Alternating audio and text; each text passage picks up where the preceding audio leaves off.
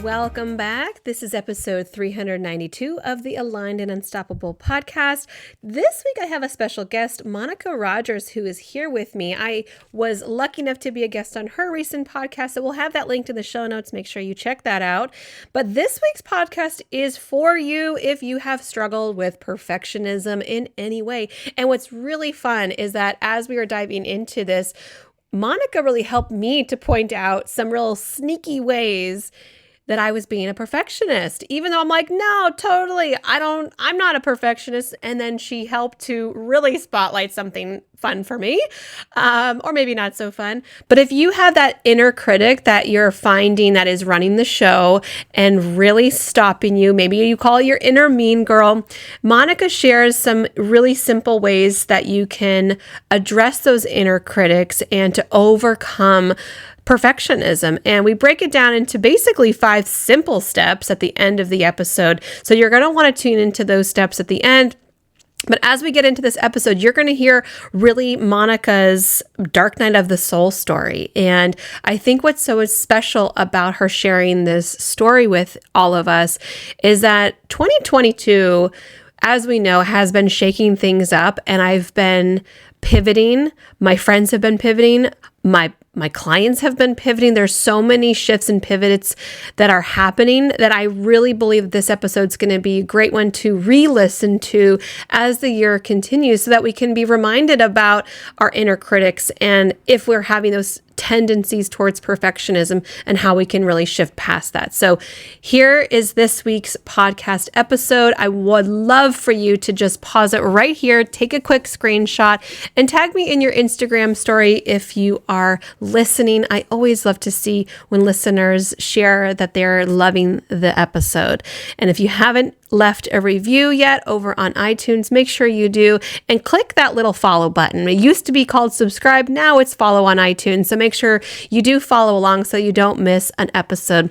And if you don't know already, we're shifting the Aligned and Unstoppable podcast to become every other week so that you have some more time if you need to catch up on older episodes or week to week so that you're not really bombarded with more stuff. I don't want to bombard you with stuff. I want to give you amazing content that is high value so that you continuously gain something from each and every episode, whether it's with me solo or with a guest. Anyway, enough about that. Let's get into this week's episode with Monica Rodgers.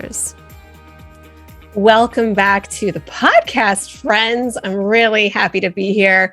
You know, I love having guests on with me because the energy is always bonkers and so good. And my guest, Monica Rodgers, is here with me today. And this is now our official 3rd Zoom call together. We're actually geographically close, but this is our 3rd Zoom call together. Our first one was supposed to be like, hey, let's just like meet people from the internet online and say hello. And we had such resonance that we just started cracking up hysterically. And this is basically what happens every time we get together. We just smile and crack up. And then we're like, shoot, we're not even recording this. We should record. I literally had to shut us up because I'm like, okay, this is too good not to record. So this is how we're just opening the podcast with like TMI. But this is Monica Rodgers. I love when my guests do their own introductions. I think that sometimes it's just more present and authentic versus me reading your beautiful bio, which is beautiful. But welcome to the podcast, Monica. It's great to have you here.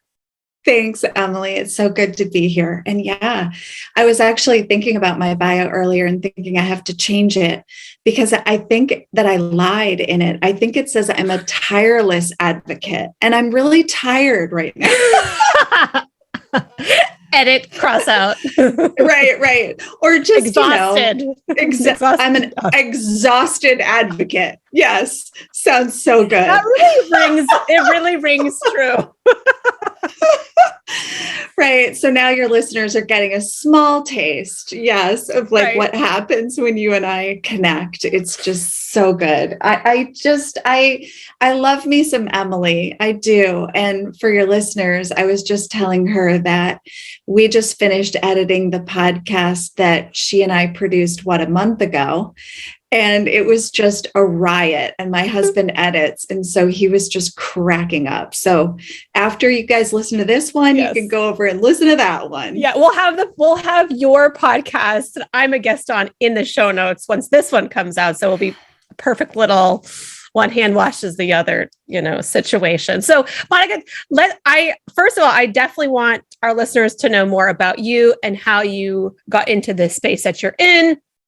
Let's start from the top and bring people in a little bit. So tell them a little bit more about how you got to this place and who you are. Yeah. So, okay. So I founded the Revelation Project, but I also like to say that it found me. And it happened through a dark night of the soul 13 years ago. And I didn't even have language for that.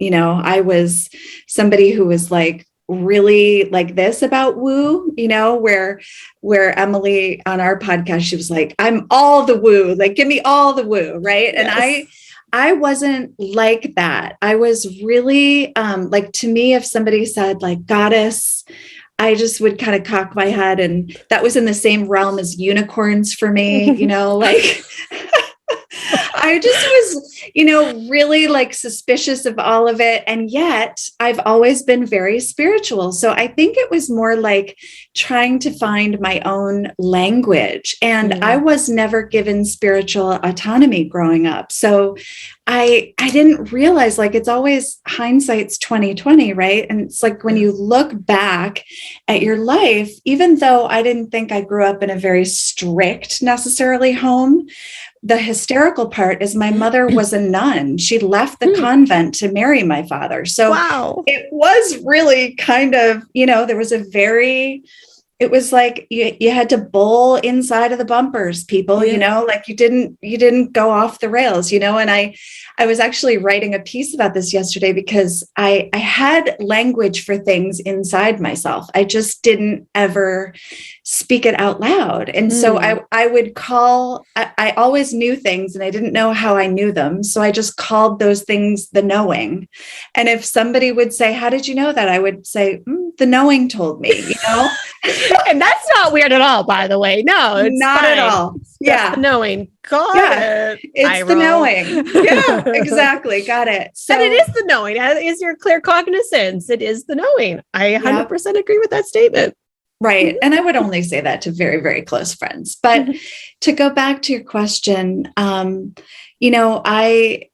really think at that time in my life, I was exhausted. And not the kind of exhausted I was just joking about. I was the kind of exhausted where I was just doing all of the performative things that we women can do, right? I was wearing all the masks, the good girl mask, the perfect wife mask, the perfect mother mask. And I was, doing a great job, really successful as an entrepreneur, and also really empty, really overwhelmed. I had so much that I was numbing out in terms of how I truly felt. And it was like I was living a double life. I had the truth deeply kind of suppressed within myself, and I was performing on the outside and like being, basically dying on the inside for the longest time. And I think that part of what happened for me was I started praying without realizing that I was praying, but it was kind of like the kind of prayer that goes, please don't make me do this anymore. Yeah. I can't do this anymore. Right. And I'm so grateful that somebody was listening, and I wasn't grateful at the time, but the disguised gift was that literally my whole world fell apart. And so that happened during the economic crash in 2008, 2009. At that time, I was raising venture capital. I was retailing and wholesaling all over the country. It was nuts. I was mothering 2 small children. I was in a really rocky, turbulent marriage that wasn't working. And so as things started to fall apart, it was like I was building a metaphorical pyre, a fire in the middle of my life. And I just kept throwing things on top, like, yes. And another thing. Yes. And there's my relationships and my work. And yeah. Yeah. And I think we can all resonate with that. Yeah. And so I ended up actually also becoming very ill. And, I didn't realize what a teacher all of these, I had been avoiding this suffering, this pain, this, all my life, right? I think I had always been acutely aware of my own suffering, but I had always run from it. I had avoided it. I had resisted. And I just got to the point where my body actually held the wisdom. My body was like, no more, we can't do this anymore. And it kind of shut down. And it was like, it was everything. It was like my nervous system, my adrenal glands. I had a massive kind of like autoimmune thing come up, and I ended up in bed for 9 months. And that was what I now know to be a descent. It was kind of like a descent into the underworld to meet all of the ghosts that I had been running from. Yes. And so when you talk about, you realized you had adrenal issues, you had autoimmune stuff going on, how was it that you discovered that? Because I think there's this like gray area where people are like, I feel like hell, and now I'm starting to get treatment, but there's this little gray area that they don't really quite know what's wrong, and maybe don't find help for a little while, or find the right help with the right combination of helpers. So how did you discover that you had these things going on with you? Well, I had already known that I had the autoimmune disorder, but I wasn't taking care of myself. Right. Okay. So it just got worse and worse. And it was hypothyroidism. And then, I didn't know how to care for myself. I didn't know how to nurture myself. I didn't know how to love myself well. That's what I call it. Right. It's like, I just lived with this kind of low level self-loathing, and how that was exhibited was by, just really, just overdoing it. I had no boundaries at that point in my life. I didn't have access to my true voice. I was doing the pretty, pleasing, and polite thing that so many of us do. Because of course, that's how we're socialized. So that gray area, it was like I knew, right? But it's like it just got worse and worse and worse. And believe it or not, what kicked it off was I got a vaccine, a typical flu vaccine. I had never even had vaccines before, right? Like, meaning since I was a kid, but that's actually what tipped it over. And I think my immune system just went crazy at that time. And I ended up, like I said, with like, it was really bad, like inflamed joints. And I think I was kind of just tipping right over into new territory with that autoimmune disorder. Wow. And it's interesting that you talk about not having boundaries and not being able to speak your truth. I mean, these are different energy centers. As we know, our throat chakra is all about speaking our truth. And that's where your thyroid is. So I think it's an interesting correlation to specifically point out to listeners, because I've been talking more about the physiology, not just the energy component, but how our energy and our physiology are intertwined and are not separate. So that's a perfect example. Thank you very much. It's a perfect example of how the energy starts to become stagnant, and not just an energy block, but a physical blockage as well that we have to treat. So treating your adrenals and treating autoimmune dysfunction is a big undertaking. I mean, I know plenty of folks who just are in constant state of treating autoimmune. It doesn't really ever stop. So, that must have been a journey in and of itself, as you're having this dark night of the soul kind of all at the same time. Divorce and lawsuit and right. Like it was literally all of it. Wow. I mean, when I say that, I look back, and here's the truth too.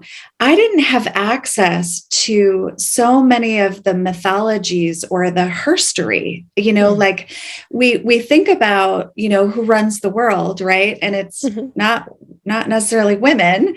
And right. And so there was a way, like when I say the goddess and the unicorn were in the same realm for me, I mean it. Like I really, even in school, like growing up and learning about some of the mythologies, nothing was ever pointed out the way that I've discovered it now and understood that all of these stories and mythologies have been co-opted or buried or suppressed for women, you know? And so it wasn't until later that I stumbled across the journey or the underworld journey of Inanna and understood it from a perspective, from a mythological or a, you know, like these are the stories that actually help us to understand our human condition, right? And so there's a way that we don't normalize those initiations in our lives. And that's what I was going through. I was going through an initiation. I was going through this dark night of the soul so that I could kind of you go down 7 and you come up 8, right? It's like, that's how it happens. And so it wasn't until I kind of faced all of that and came out the other side that I realized, like, wow, that was such a gift. That was such a disguised gift because it forced me to learn how to love myself.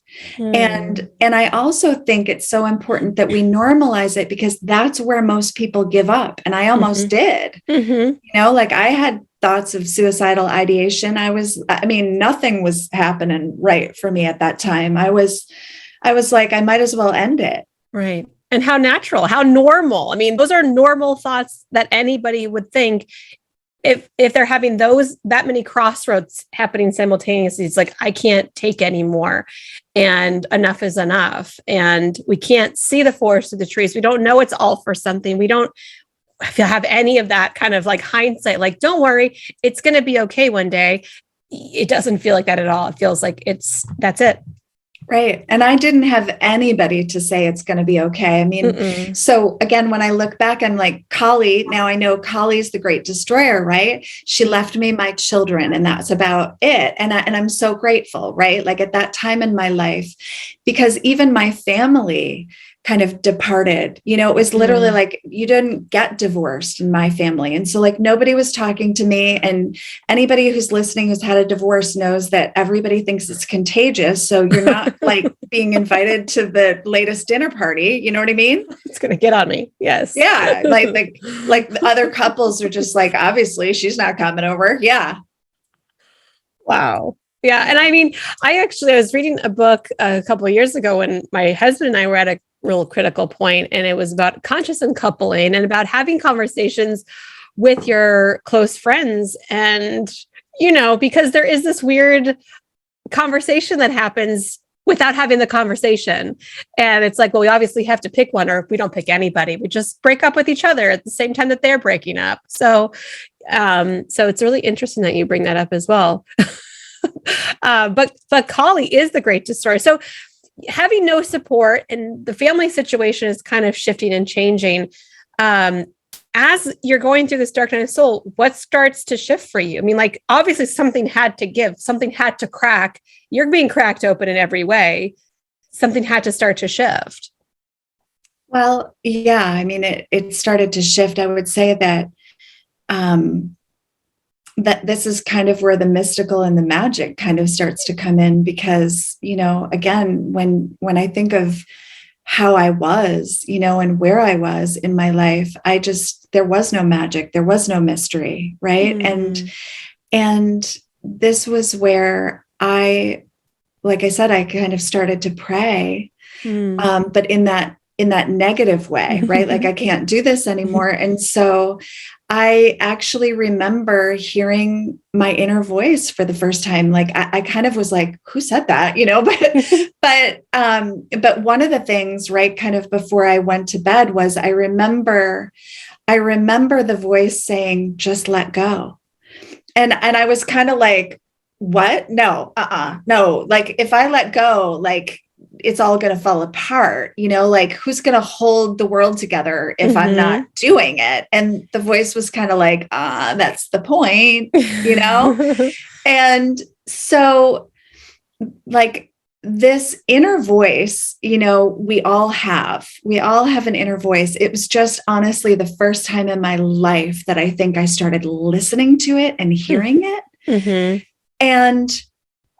And there was a way that when everything else fell apart, I could discern that there were these panicked voices, right? Which I now know that are those inner critics. Mm-hmm.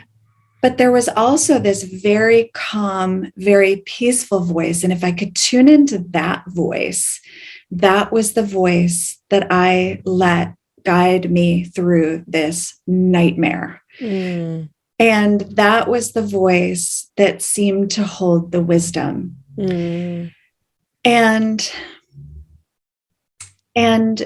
that 9-month period was really difficult. At the time, I was lucky enough, my cousin was living with me, and she was helping take care of the kids, because when I say I was really quite incapacitated, it was, like I could get out of bed in the morning, get the kids ready for school, but I would come home and I would sleep all day, right? It was like that depression. It really is a heavy, physical, very weighted feeling. And so, but I was also dreaming, and I'm not somebody that often remembers dreams. Like I tend to sleep really heavily. But these were different dreams. Some of them were lucid waking dreams, but it was literally like, I feel like this time in my bed, it was like I was in the wilderness, like some kind of soul wilderness. And what I was doing, though, what I started realizing was I was going back to places in my life where I had memories. And I started to get really curious about why I was remembering certain things that I hadn't before. And what I realized later was it was like I was going back to reclaim those parts of myself. It was literally like my own shamanic journey. Yeah. I was just going to say, in shamanism, it's called soul retrieval. That's what I was doing. Yeah. You're doing your own soul retrieval. I was doing my own soul retrieval. And the book that I had, it was really interesting because I started having these miracles show up in my life. And right before I went to bed, I closed down one of the stores. And I remember my neighbor, she was just this wise woman. Her name was Ellen. And she walked up to me, and she had been a great customer at one of my stores. I had children's stores back then. And she came in and she just said, "Hey, Monica, I know you're going through a really hard time." She said, "I wanted to give you this book. I feel like it might be of use to you. And my only request is that, that you pass it along to anybody that you find might need it after you."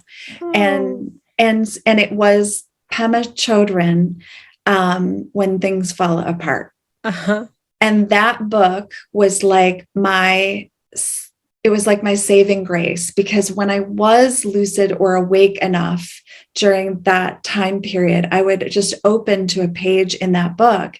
And of course, Pema has such a great sense of humor too, like anybody who reads her, right? So it's like, yes, it's Buddhism. It was like finally something spiritual that was starting to make sense to me, that wasn't just immersed and soaked in all of this Catholicism and shame, that I'd grown up with. And so that really, there were these things that, like I said, just started aligning, and like these miracles started to happen for me. What were some of the miracles that started to happen for you? Well, I think definitely, kind of realizing again later that it was all happening for me. Like what I just shared about Ellen somehow knowing and giving me that book, right? Like to me, that's a miracle. Then there was another experience where toward the end of kind of the 9 months, I had one store left, and I had a manager that was there kind of operating the stores. But it was still being in the process of closing. And she called me one day because I had to be there, and she was unable to work that day. So I went in and I literally brought a pillow and blanket, because that was like during the economic crash when like nobody was shopping, right? So I knew nobody was going to come in the store. We were barely hanging on by a thread. And so like I was like laying in the back office, like napping, right? Yeah. And the door, we had a little like doorbell, that would go off when somebody walked through the door. So at this time, right, I had gone to see a psychiatrist like the week before, and he had thought maybe I was bipolar. And like, cause during this whole thing, I'm like, what's wrong with me? Right. Like I didn't have anybody who was like, you're depressed. It's normal. Like your whole world just blew apart. Like go easy on yourself. Right. I didn't have that. Yeah. So I went to a psychiatrist, and the psychiatrist wanted to put me on lithium because it was bipolar disorder. Right. Oh yeah. So I'm kind of like having that rolling around in my heart and my head. Like, is this what's happening? Yeah. And so I come out of the office, and there's this Adonis looking woman kind of walking in, and she's got these bright blue eyes and short blonde hair. And she kind of looks not very happy though. Okay. And she looks at me and she says, why did you call me here?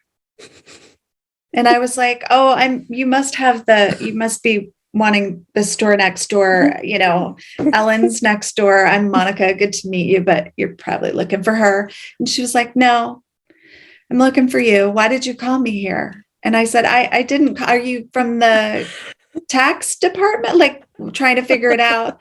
And she just kind of cocks her head and she says, are you ill? Oh boy. And so I started to cry, and I said, do you treat mood disorders? And she said, oh, you don't have a mood disorder.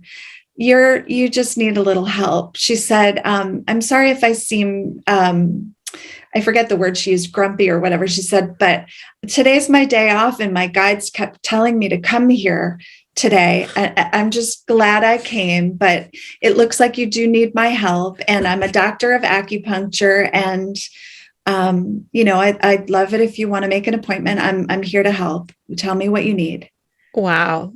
Yeah. So wow. That was a miracle. Yeah. Total miracle. But like also killer strategy as a healer, just like totally trusting your intuition to guide you, and having that like unapologetic, I'm walking into this place and like, you called me here.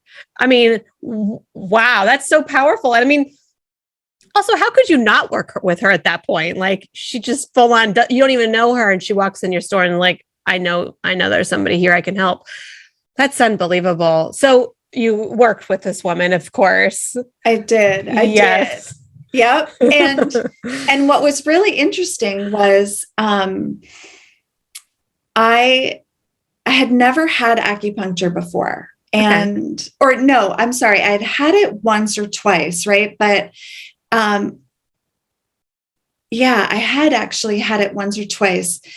She was definitely a doctor of acupuncture, but what was really interesting was I wasn't getting any relief. So I went to her 3 times, and, they were literally like 4 days apart. So the third time and she knew I wasn't getting any relief. So the third time she actually said, I can tell this is not helping yet, and I want you to keep an open mind, but I'm going to send you to a shaman, a friend of mine. And that was the thing that totally turned everything around. And at that time, again, in my life, I don't know what I was expecting, like somebody in robes or what, right? But this guy was amazing. He was this tall man. He had a Patagonia vest on, hiking boots, he kind of had his shingle out as a chiropractor. And so I remember going in and saying, so-and-so told me to come and see you, that you're a shaman. And he said, oh, she did she? And he kind of, and it was so damn spiritual people in the language. What's happening right now? Right. And so he said, well, I'm going to have you kind of get on my examination table in a minute. Cause he was a practicing chiropractor as well. And he said, but, but I have a question for you. And I said, okay. I had told him that I was depressed, that I had a really hard time, and that I wasn't getting any relief from the acupuncture. So he said, do you speak to your loved ones the same way that you speak to yourself? Mm. And I was like, well, what do you mean? And he said, I can do what I can do today, but if you keep speaking to yourself the way you speak to yourself, you are going to kill yourself. Shit. And I knew what he was insinuating, but I hadn't heard the voices yet that I hadn't heard them the way he wanted me to. And earlier in our conversation, I pointed to the voices that were the inner critics, but I hadn't really listened yet to what those voices said to me. Right. So it was just your voice. It was just your inner monologue. Yeah. Just running. Yeah. So it was about a week later that I went to the grocery store, and I had my bag of groceries, and I was walking out to the car, and the milk must have leaked, and it bottomed out the grocery bag.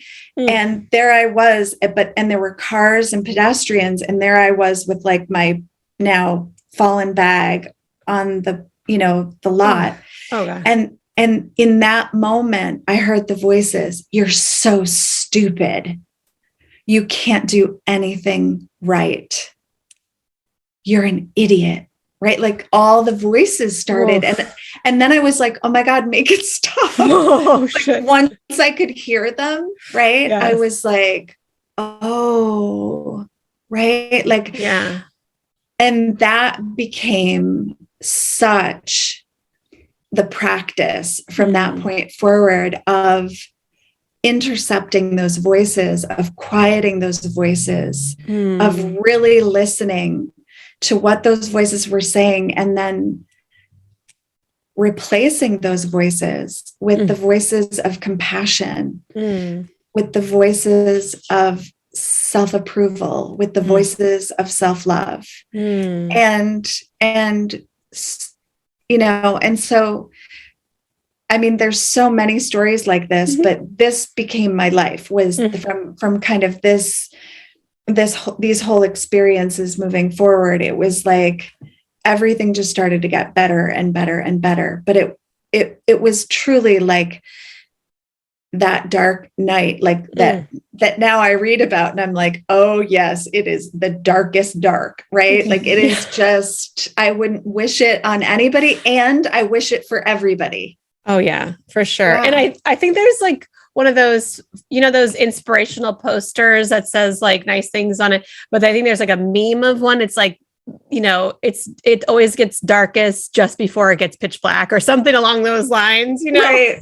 Not before the dawn. It just, but I truly see, I agree with that. Like, it's great that we can all go through this dark night of the soul, especially as entrepreneurs, especially as leaders, especially as way showers. But that I also see dark nights of the soul as cyclical as well. And like that first big one is like, we can all remember. We can all remember where we were, what happened, and every detail of how we shifted through this darkness into a breakthrough. It's that perspective that we have after we've been through it, and we can say like, oh yeah, light at the end of the tunnel's there. But that first one, when we don't know that there's light, and we don't have support, and we don't know what's going on, it's unforgettable. And now going through dark nights of the soul, I know for me anyways, when I would go through a dark night, my first dark night of the soul, there was no way out. And it never got easier. It just was like a constant. Now, when things start to get harder or they get sludgy, I can just slow down with them, and I can respect the cycle that I'm in to say, this is not a fruitful summer season right now. We are in a winter, and things need to get quiet for a little while. And saying that to myself, knowing that spring will come, is just not here right now. And I also had a friend who, we were noticing, I don't remember what month of the year it was, but I was saying, oh, I was making an observation like, oh my gosh, I think it was this time last year that you were in your winter. And she was like, you know what? It was exactly this time, almost to the day of her last sort of winter dark night of the soul season. And so I think it's really important to have these conversations to talk about coming through it and how you can find support. And actually, even in your story of how support really found you to get you out of that state into that next part of your healing journey. That's really incredible. Absolutely. And I love what you're saying, because it's true. It's like we have these seasons of the soul, and it is very cyclical. And I realized just recently, sometimes it's just, they can be sometimes so long and so subtle that you don't actually know that it's a dark night until you're out now. Oh, like I've had those too, where I'm like, oh shit. Now, right? Like now I really was in it back there. Right. But I wasn't seeing it, And so, there is this way that, like you pointed to, the first one is just kind of so wow, like impressive. And then, they can sometimes just vary in their degree or their impact as you continue going. But what I love about what I now know is that every time I go through one, like I said, I come out with so much more wisdom, and there's so much more awareness and trust in the process.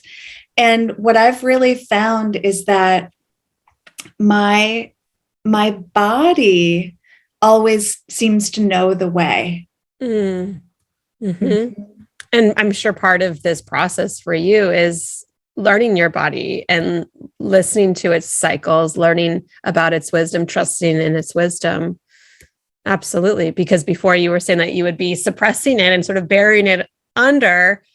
But at this point, you probably like, there's nowhere to bury it. So we're just going to have to deal with it.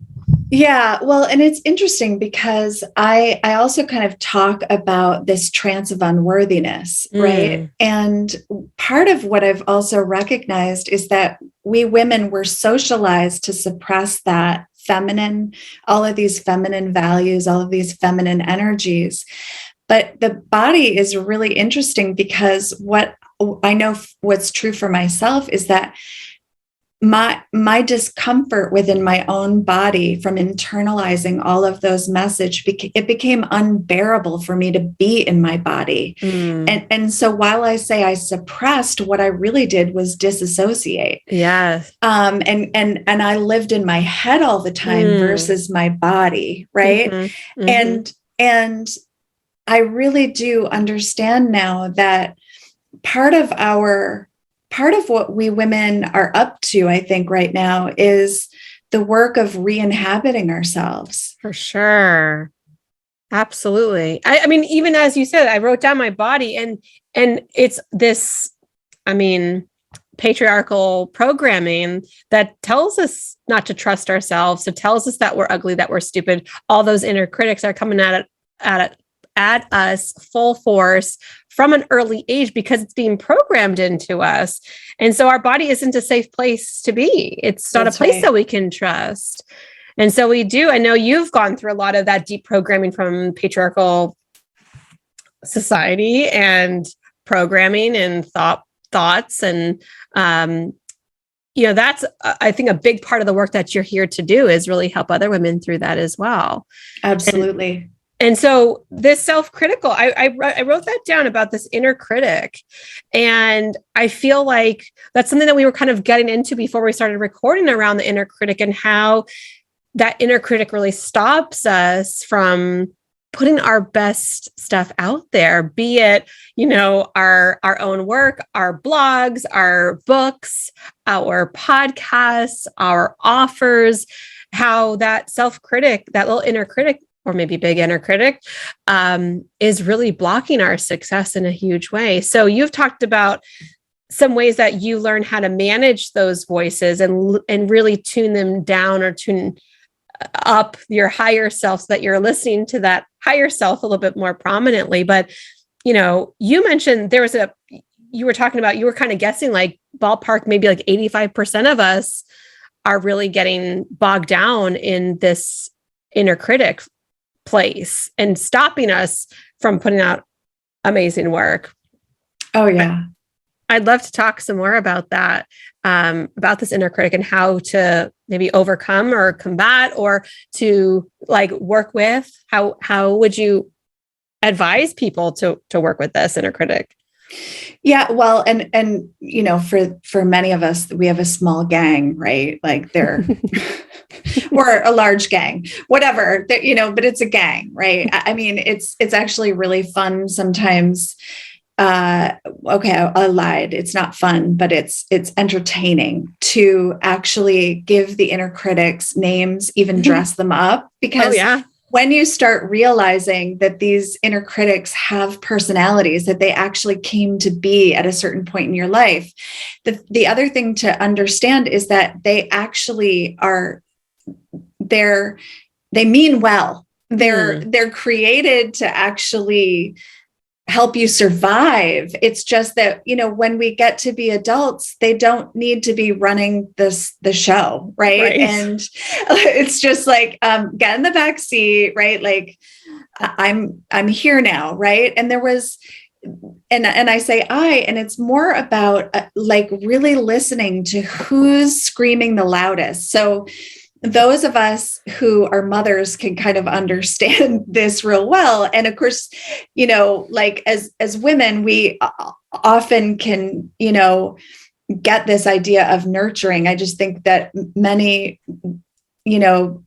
humans who even identify as women are just very nurturing in general. And so it's like, okay, whose voice is screaming the loudest, and to turn toward it and just get curious, like, and really, like I said, I mean, and you can of course work with a coach to do some of this work, but it's really interesting when we start to identify who those voices are. And most often it's the inner child, who was, and if you want to talk in archetypical terms, there's kind of the wounded inner child who kind of shows up with all of us. And that's just the bottom line. And typically it's one of the inner critics, is always the wounded child who didn't feel seen, who didn't feel heard.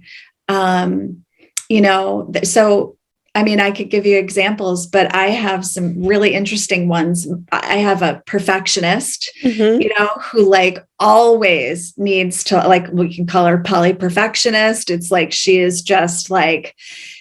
is really, hard sometimes to pin down, because even yesterday she came in, one of my podcast episodes went out and it was like the whole intro was garbled, and I like had a panic attack about the fact that it was like out in the public, like, God forbid, it's like, and suddenly it's like, oh my gosh, like that moment where you're freaking out, but also like, okay, I feel really quite positive that this reaction is an overreaction right now.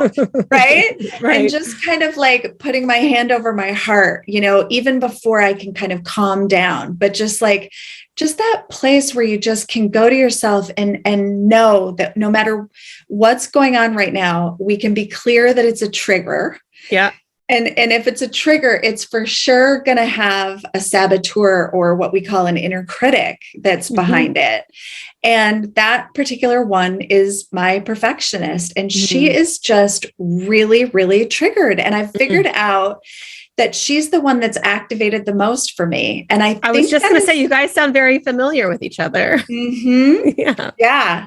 And I would say that that's true for a lot of women. For sure. Because we have been conditioned to believe that anything that is imperfect is messy and somehow a reflection on our ineptitude. And so where I go when that happens is, what do I need to give myself permission about in this moment? And it's like, I need to give myself permission to be human. I need to say yes to the mess right now. And I know that when I say yes to the mess, and all of it's messy, people, right? Like it's messy to like do the inner work because I don't know. It's like, does it ever get comfortable? I mean, it gets better, but when we're triggered, it's messy. Let's face it, you know? So for me, it's about, taking that moment and really allowing myself to just say yes to the mess, get, curious about what's going on for me. I may not know in that moment, but just kind of soothe myself, nurture myself, be kind to myself. Mm. Mm-hmm. I think that's a beautiful process. I'm writing down steps for our listeners so that we can recap, because I think what happens when we hear stories like yours is that we get lost in how we do that too. And we think about, oh yeah, my perfectionistic, and then we're off down the rabbit hole into our own issues with perfectionism. Yeah. So as a recap, you mentioned about who's sort of the loudest right now and tuning into that. Number 2 was get curious, which I love getting curious with my triggers, my feelings, my emotions, everything that comes up. I think getting curious is a beautiful place to begin. Number 3 was putting your hand over your heart.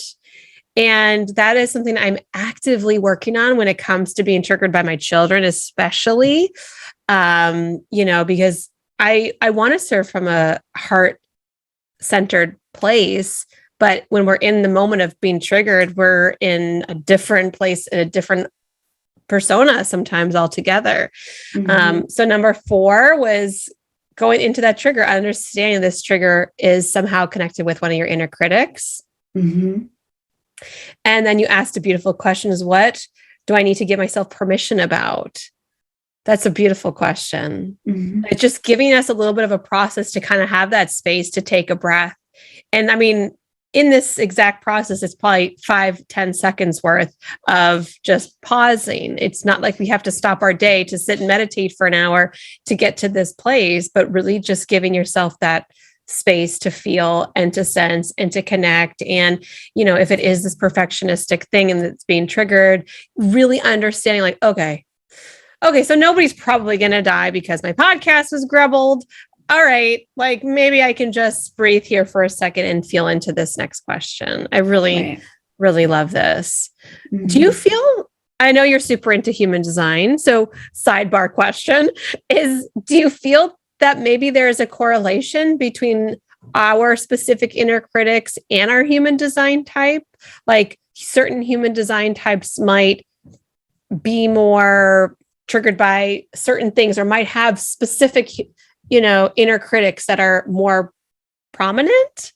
I definitely think so. Interestingly enough, I think those would become more obvious if you kind of overlay the gene keys with the human design, because the gene keys talk about the shadows, and there are certain gene keys that we each have that have very specific shadows. And it would be interesting to see, like, for example, I know that one of my shadows is dishonesty, or one of my other shadows is called interference. And that means different things to different people. And Gene Keys has their own definition for things, but I'm going to have to look at it through that lens, because it's a really interesting question. And my intuition tells me yes, but I don't know.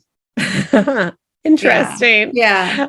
Well, and I know we've talked about Gene Keys a little bit, like, privately too. And it was funny because I went to go look up the Gene Keys book and I went, oh, I've already downloaded it on Audible. Okay, great. I've had this for years. And I'm like, I think I need to get the physical version of the book, because I think when I started listening to it, I must have just tuned out and was like, how long is it? Like, oh, it's 19 days worth. Okay. So it was a lot for me. And I think that's probably why I put it down. But I think that there's something there for me to learn more about, because it just keeps like presenting itself like, you read this now. And I'm like, okay, yeah. I get it. I will read it. It is. It's fascinating. It's really fascinating. And my design is I'm a pure generator. So, Okay.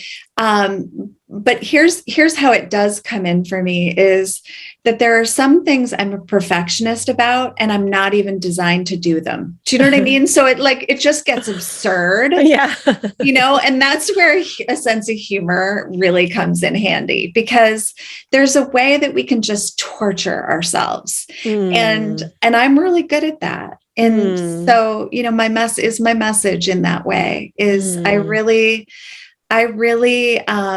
love revealing, everything, but tools that can help me just recover faster, because it's not about transcending our humanity. It's more about transcending the stuff that used to keep us just stuck for years and years, and so the recovery gets really much faster. And I don't know about you, but, faster is better in my book when, I don't have to live in that suffering place for so long. Yeah, I feel the same way for myself. And, I think I get hard on myself in other ways. I don't tend to err on the perfectionistic side.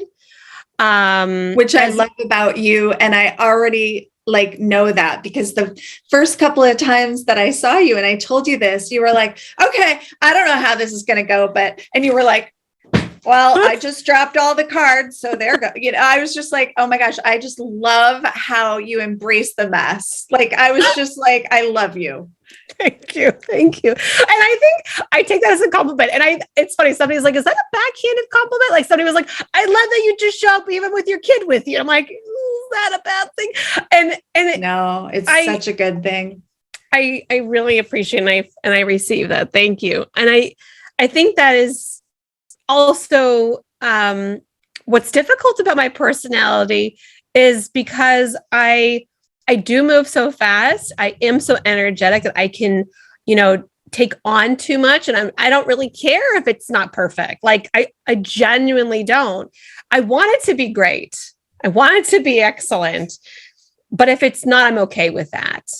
And so when I started my online business, I was just throwing spaghetti against the wall. And I was like, let's do more. And then I was like, stop.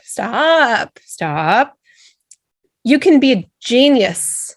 You can be excellent. You don't have to do all of the things. And so I have one of my best friends, Teresa. We kind of laugh because we are kind of opposite personality types. If we were at the edge of a cliff, she would be checking airspeed and the velocity and doing calculations in her head. If I was going to make this leap and try this new thing, and then off I go, running off in front of her, flying off of the ledge. And I'm like, we'll figure it out. And she's like, and then suddenly I noticed that I'm tethered to you and now I'm flying in the air after you. So, it's good to have people in our life who are kind of, pull. Completely. And what I also want to point out, though, is there's so many different, perfectionism is really sneaky. And so what I want to point out is, remember the conversation we were having about podcast recordings? And then you were saying and I don't really like to listen to myself after. So that's a form of perfectionism. Okay. So for sure. So where we can kind of tend to dismiss perfectionism, oh, that's not me, right? With women, it gets really tricky. And what I've noticed is that, and for our listeners, I have had the honor, right, of working with hundreds, if not thousands of women. And I would say that 85, if not 90% of us have these shame spirals after we share something or we allow ourselves to be vulnerable, or visible in a podcast or on a video. Yes. And how is that they don't want to share. Think about it as podcast hosts, the way that we actually get people to listen to our podcast is we hope the guest shares it. But if we're interviewing women who are in a shame spiral because they felt like they overshared, right? Now now Emily's like hiding her face, right? And so this is what happens. Like we have to start realizing, where does it get sneaky? And where do we go small because we've got the inner critic that's like, it wasn't good enough. I didn't sound polished enough. I wasn't, because I will be the first person to say, like, yeah, I put stuff out there all the time. I fail all the time. I proudly fail fast so that I learn. And there are certain things that I just lose my friggin' brains about, you know, that I'm like that perfectionist just like loses her brains on some things. Yes. And not others. Yep. And even as you said, shame spiral, I started kind of laughing because I just attended this networking event that the first thing we did was we all went around the room and introduced ourselves. There was like 20 people in the room. And as soon as even before the event, I was like, I'm going to introduce myself. And, you know, the thing that I say never seems to be the thing that I want to say. And I think I set myself up for that. And then after I said who I am and what I do, I sat down and I was like, shoulda, coulda, woulda, da, da, da, da, da. And so that is definitely a sneaky place where perfectionism showed up. And that is that full shame spiral. And, you know, I thought of like the do-over. What would I say differently next time? How would I do it differently? And it's just, it creeps up on us for sure. I was saying to you before we recorded this, I was just a guest on a podcast and I had some friends check in, how did it go? And I was like, well, I don't think it was that great. And they said, what happened? And I told them, they were like, I don't hear what you're saying wasn't great. Like, that sounds like an outstanding episode. I'm like, well, you know, I guess. And that's where I'd get hard on myself in those kinds of circumstances of, you know, being visible, sharing your message. And even what you said at the beginning of, maybe I need to update the bio. And I think that our bios can be beautiful in helping people understand what we do, but they can also kind of cage us in. Like, this is not all that I do. I do so much more. And it's literally impossible for me to tell you in 2 sentences because it's been a practice for however many decades or whatever we've been doing. It can be really challenging. So, right. And I'm glad you brought that back up because I think you and I are so ADD together. I love it. And I don't even think I said what I did, but I'm a podcaster and I'm a coach and I'm a writer. So there you go. Okay. Now I can shame spiral, you know, on that later. Just kidding. Give me something to do. You don't have enough to do. Why don't you shame spiral on how you give a perfect bio? Oh my God. So good. That's why you read it. So I don't bumble through it, you know, like you look like an idiot. Just kidding. No. Thanks, Emily. You're welcome. Now, for those of you who'd like to read Monica's formal bio, go to our website, please. And thank you. That's what we have a website for, you know, for people who are visual and want to see all the details. But exactly. I mean, I want people to come and find you, listen to your podcast, Revelation Project, not just my episode, but also dig in even into the archives, because you have some amazing episodes. You have some amazing guests, great wisdom that you're sharing, especially for women. This is my audience as well. And I know that's why I wanted to invite you on, because I know that you'll resonate with people and they'll need to hear that next step through you as well. And I would love for us to show people or direct people where they can learn more about you and work with you as well. Sure. Thank you so much. And so you can find out more about me at jointherevelation.com.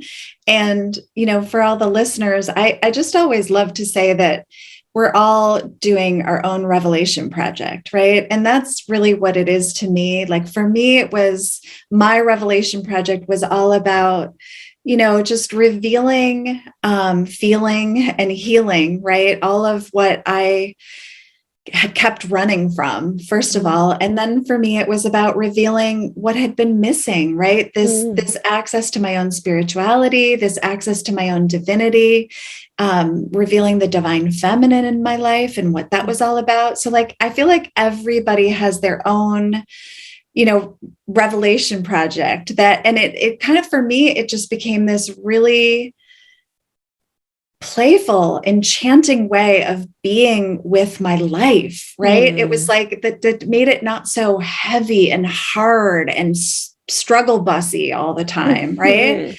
And it just allows me to get off the struggle bus and be a little bit more playful. And so I'll often say, like, well, if I were to put my life inside of the project for a minute and look from that place, right, I can see my life a little bit differently. And what I like to always say is, more to be revealed, right? When I don't have the answers, when I don't know right now, it's also my cue to invite the universe to show me. Show me, right? Like, show me the next step, show me the next move, And so it really becomes this practice for me of being in a true relationship with my life. Yeah. I agree with that. I also see part of the importance, I think, specifically of this episode is for people to hear those words. And I know this year specifically is very revealing for a lot of folks. I mean, we're just in Q1 here, and just things are shifting rapidly for a lot of people. I have lost count of the number of friends / new acquaintances who have made enormous shifts and pivots in their business, in their life, just in the first few months of 2022. And I think there's just more of that to come. So I think it's great timing for this episode to just reinforce that it's okay to have a little bit of mess sometimes, and also understand that there can be maybe sometimes or lots of times where we're really hard on ourselves and looking at how are we being perfectionistic and how are these inner critics kind of showing up for us when we're in the middle of a change or a pivot. And, I don't know about you, but sometimes, and especially for me, because I've made a huge pivot this year, I stopped doing my they're kind of bigger group, my group coaching masterminds. And I'm not saying I'm done forever, but it's a pause. It's a no for right now. And it's opening up so many opportunities for me to dive even deeper into things that I love or that have been kind of over on the wayside, just not really getting the love and attention they needed. But as I'm through this process, there's change.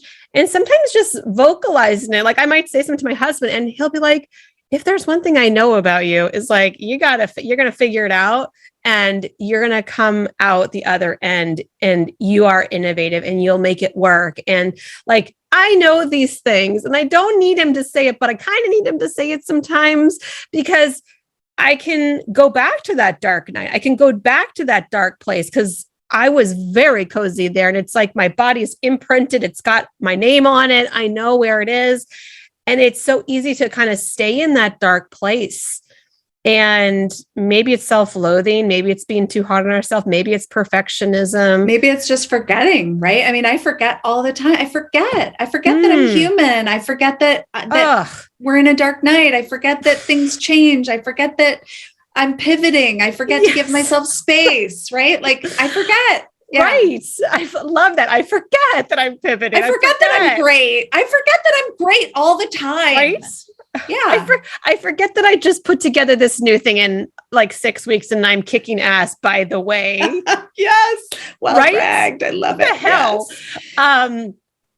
And so I really appreciate this conversation. I appreciate you bringing this up and your vulnerability, because I know it gives everybody permission to open up for their own stories and their own darkness as well, because no matter how bright we shine that light, and especially for people who are here to lead the way, we put unrealistic expectations on ourselves to be perfect and to show up like, look, well, I know I used to think that way too. Like, well, I can't teach people about this if I haven't perfected this. Like, well, that's never going to happen. You're never going to reach that stage of perfection in your own mind, even.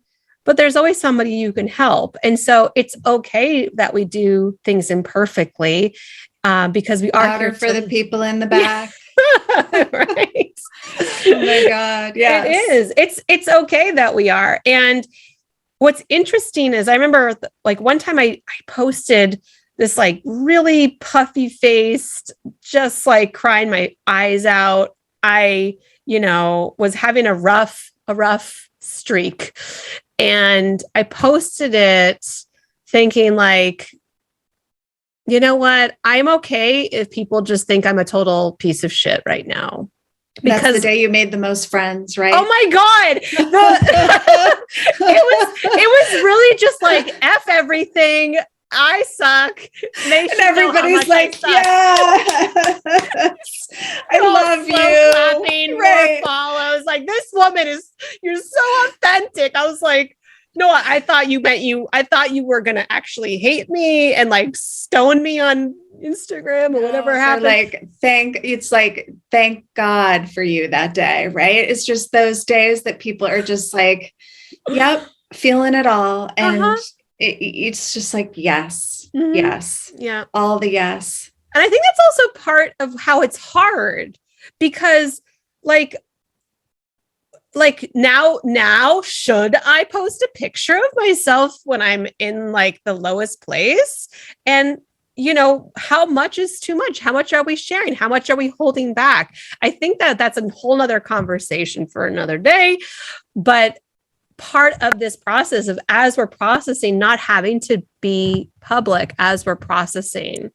And that's something that I've been in the practice of doing is really not necessarily pulling back the curtain when I'm in that dark place and coming back and sharing maybe parts of it through podcasting of saying like, this is what I've just been going through. And here's what I took from it. So I can share it from maybe a different perspective versus like, you know what, I'm just going to end everything right now, guys. I don't know why I'm doing this.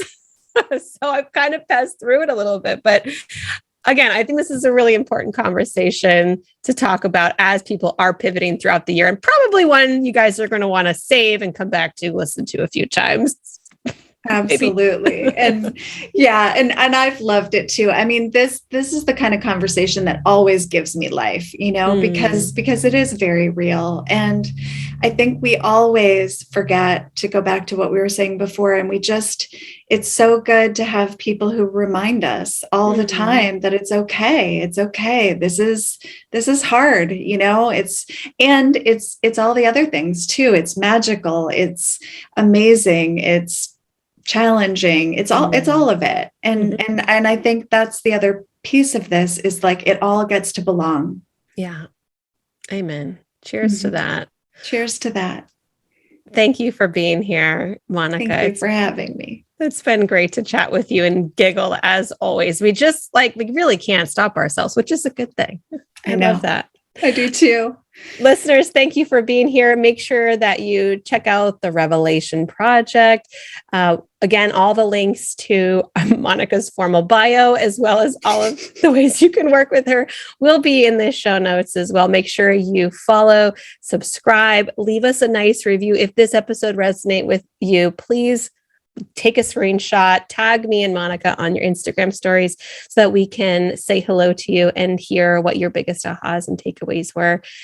Even if it was just like, yep, I needed to hear that. We would be so happy and honored to know that our work has touched you in that way. So thank you for listening. Thank you, Monica, for being here. Lots of love to you. I'll see you all in next week's episode.